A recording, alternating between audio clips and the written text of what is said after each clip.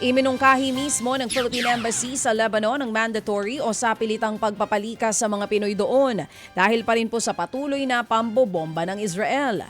Ayon kay Philippine Ambassador to Lebanon Marlowe Miranda, dapat isailalim na sa Alert Level 4 ang bansa dahil nalalagay na sa alanganin ang 15,000 mga Pinoy na nagtatrabaho doon. Ayon po sa embahada, milyon-milyong taga Southern Lebanon ang lumikas pa Beirut matapos ang walang humpay na pag-atake ng Israel sa mga kuta ng Hezbollah. Sa ngayon po'y umabot na sa mahigit 2,000 nasawi sa bakbakan ng militanteng grupo na kaalyado ng Iran at ng Israeli forces. Plano namang imbestigahan ng Senado ang posible umanong sabuatan ng mga kumpanya ng langis para lalong pataasin ang presyo ng gasolina sa gitna ng krisis sa Middle East.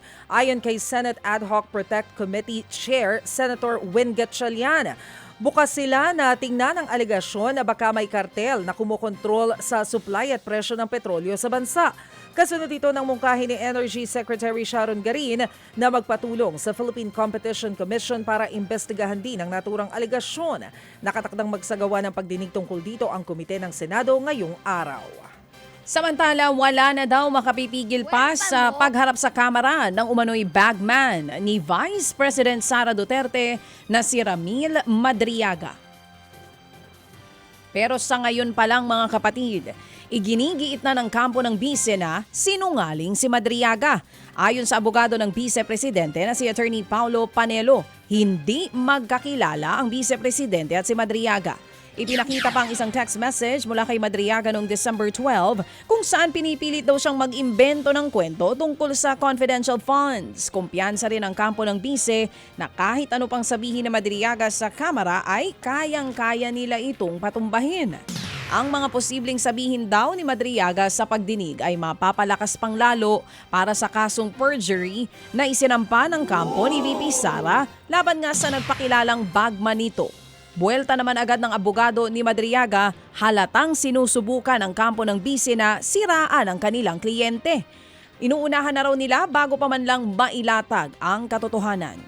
Pumalag naman ang Malacanang Press Corps sa alegasyon na kasabwat sila sa pagtatago ng tunay na kondisyon ng kalusugan ni Pangulong Bongbong Marcos. Ayon sa MPC, isang samahan ng mga reporter na nakatoka sa pag-cover ng mga balita sa palasyo, totoo ang mga nilalabas na balita. Kinukundina rin nila ang garapal umanong pagsira sa kanilang kredibilidad para ilihis ang publiko sa katotohanan at isulong ang interes ng ilan. Naglabas ng pahayag ang MPC kasunod ng kumakalap online na fake news tungkol kay PBBM. Una na ring iginiit ng Pangulo na maayos ang kanyang kondisyon.